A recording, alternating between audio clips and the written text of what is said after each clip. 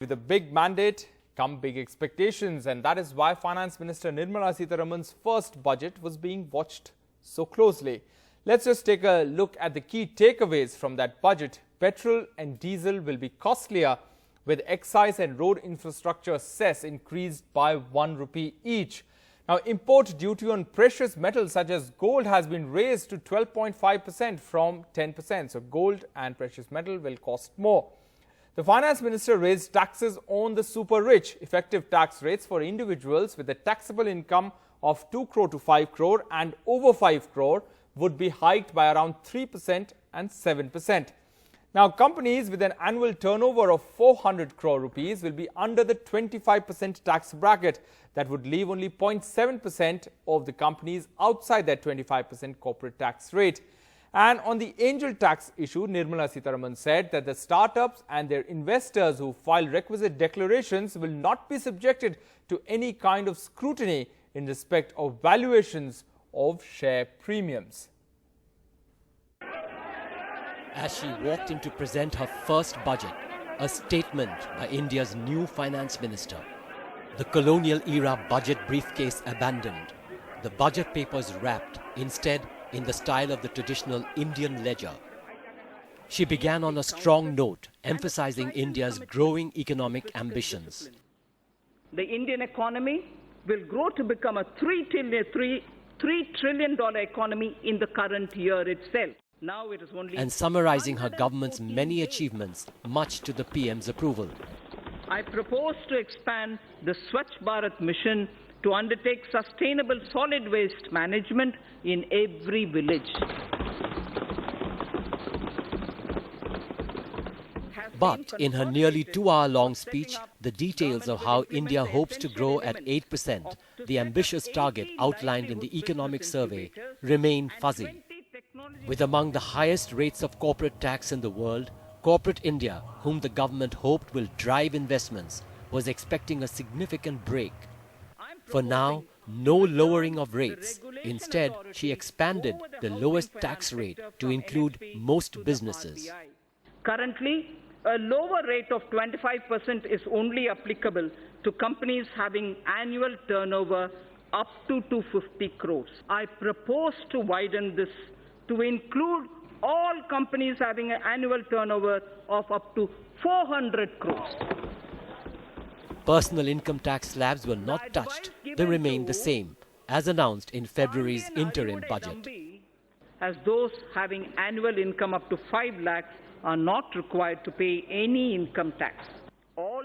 Instead, to jumpstart the economy, she announced a massive boost in public spending in infrastructure. 100 lakh crores for infrastructure over the next 5 years. So when we aspire details of how the government will be able to afford this remain unclear at the moment. To ease the burden of banks burdened with bad debt, she announced a 70,000 crore rupee, a much bigger one-time fund announced for India's stressed shadow banking system, or NBFCs.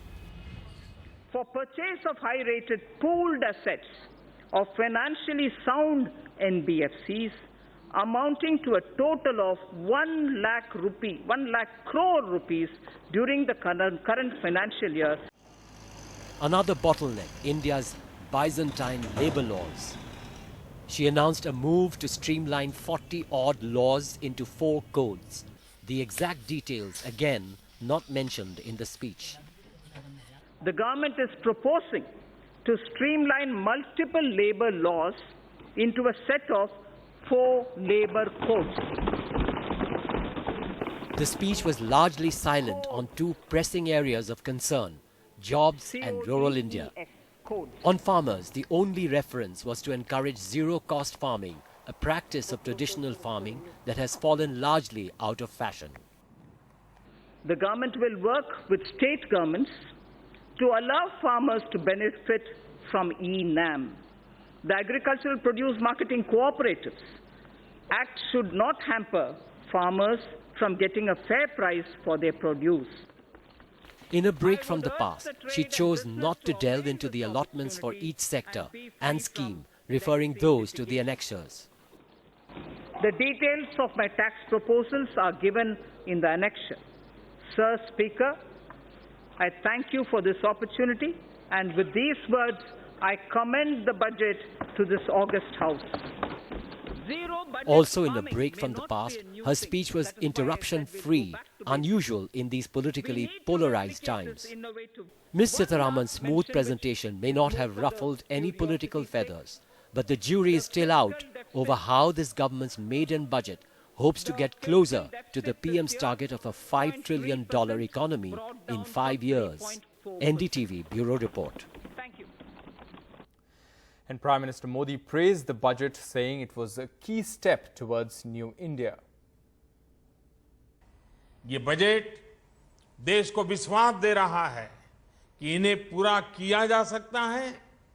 ये विश्वास दे रहा है कि दिशा सही है, process ठीक है, गति सही है और इसलिए लक्ष्य पर पहुंचना भी निश्चित है।